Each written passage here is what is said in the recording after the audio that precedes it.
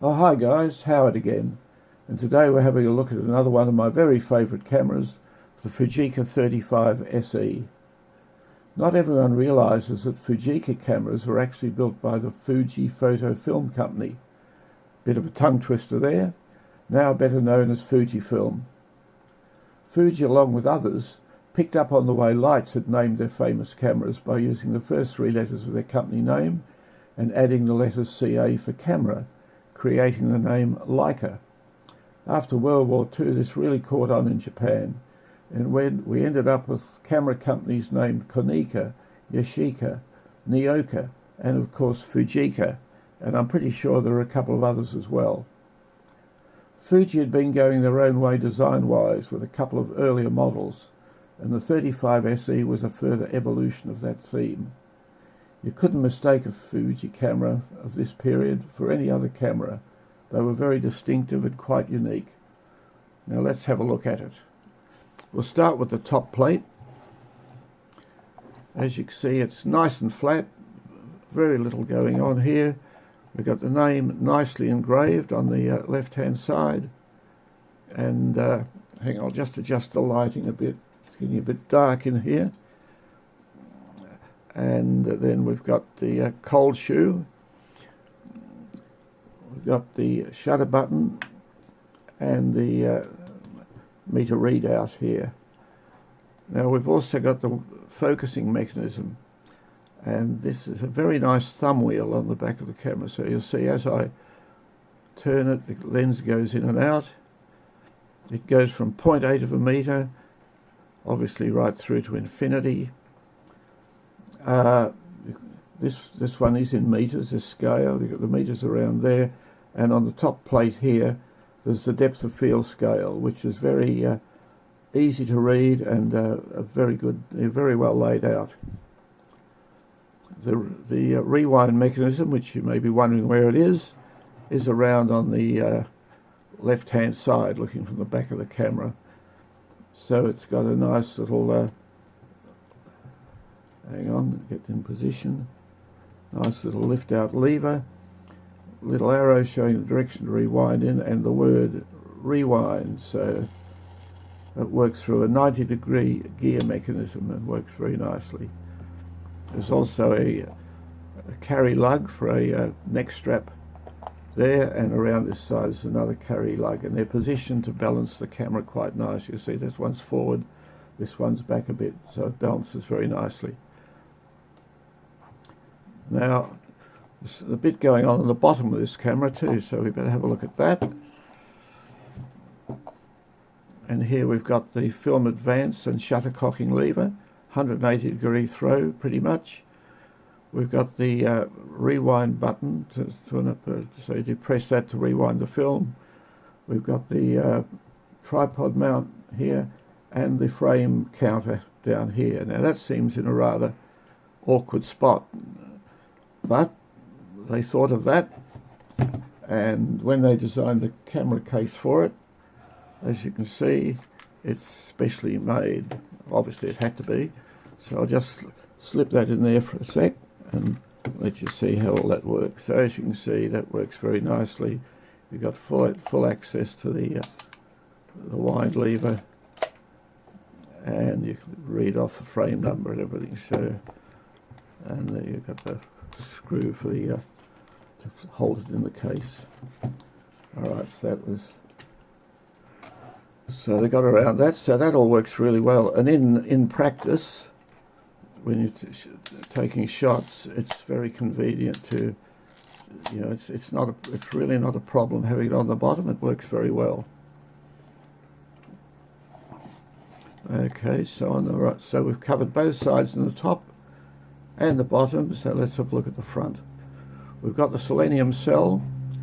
Now this camera is 1959, so it's there's 41 years there, and it's 2022 now, so it's 63 years old, and yet the selenium cell still works perfectly.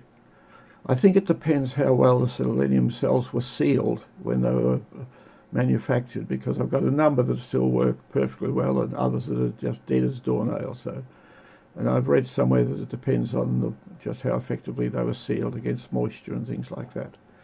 But anyhow, this one works perfectly. We've got the rangefinder window, the frame window, and the viewfinder window. Now the frame is automatically parallax corrected as you focus, so that's a really nice feature. The viewfinder is nice and bright and got a good bit of space around the frame, and the rangefinder itself on this one, and this was a bit of a cheapie. This I paid $20 for it about 6 years ago. It's got a bit of tarnish and things on it. It's certainly not a pristine example, but it works perfectly, and the rangefinder is certainly, it's not super bright, but it's certainly very usable. So it's not a problem in that regard. This is meant to, this little lever is meant to detach the metering system. It doesn't work on mine, so it's all right. Don't need to use it anyhow. And over here, we've got a few bits and pieces. As I said, there was a cold shoe on top for a flash. Over here we've got the little post for the flash lead, and we've got X and M settings for electronic flash and bulb flash. Okay, so let's have a look on the top of the shutter mechanism and everything. So as you can see, because it's a metered camera, we've got to be able to set the ASA. So around the top here is the scale for the ASA. It runs from, you've got to remember this is an old camera, 12 ASA, good old days, through to 800, which was pretty good for 1959. I don't think there were too many 800 ASA films around when this camera came out, but that obviously allowed a bit for future developments, I think. Now to change we've got the little window here for the aperture and the window for the shutter speed. So as you see, use this tab to move your apertures. To change the ASA, as you can see, it's currently on 100. Same tab, but you pull out the little cover and you can set the ASA to wherever you want. As you can see, the meter's reacting to all this and lock it in place. So with this camera, the shutter speed and the apertures are linked, but only from the shutter speeds. So you select the speed you want. It's very dark in here today, not much sun coming in through the window, so I'll set on an 1/8, and then there's no click stops or anything on the apertures, it's purely free, so we just move it until we line up the middle it on the black dot here. There's also a red dot for 10 ASA colour film and a yellow bar for 32 ASA colour film. So if you're using colour films, you centre it on either one of those, because colour film likes to be overexposed a little bit generally.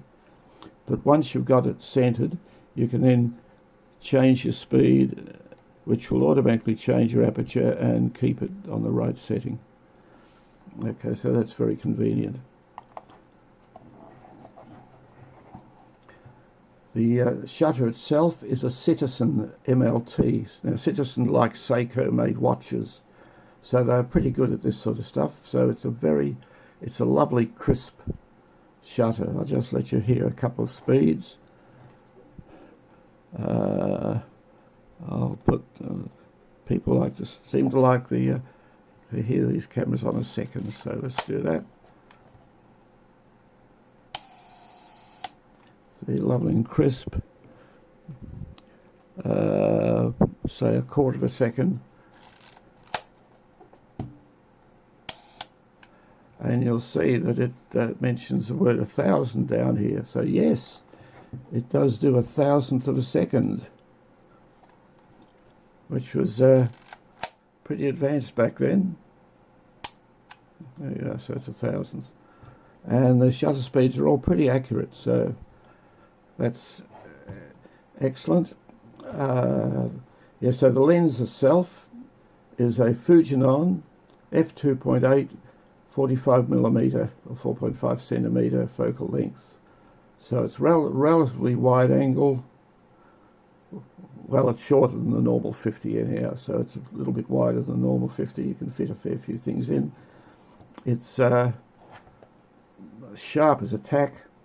I don't know how many elements this is. I've got a feeling it might be a 4-element Tessar type design, but I really don't know. But regardless of what it is, it's super sharp, it's lovely and contrasty, and it takes really excellent photos. The photos come out beautifully.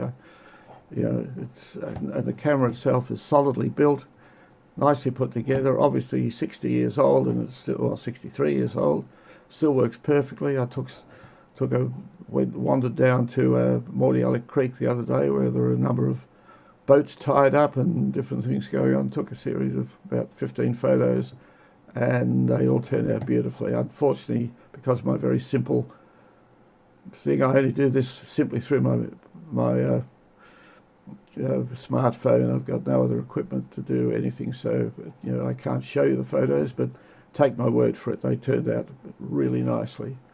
So there's still a few of these around. They go pretty cheaply. Make sure you don't buy it from someone who doesn't sell cameras as part of their thing on eBay. You see by people who sell cardigans and leather jackets and that, and then sell cameras, and they really have no idea. But if you buy it from someone who deals purely with cameras, and they say that everything's working, well, at least then you've got a good chance of getting a good one. But really, for the money, anyone who wants to try a bit of sort of semi-automated film shooting with a fixed lens rangefinder camera, this is a really nice example, so can't recommend it too highly. Anyhow, so I hope you've enjoyed this video and learned a bit from it. If you have, please like and subscribe. It costs you nothing and helps this little channel survive, such as it is. Thanks again, and hopefully I'll see you in the next one.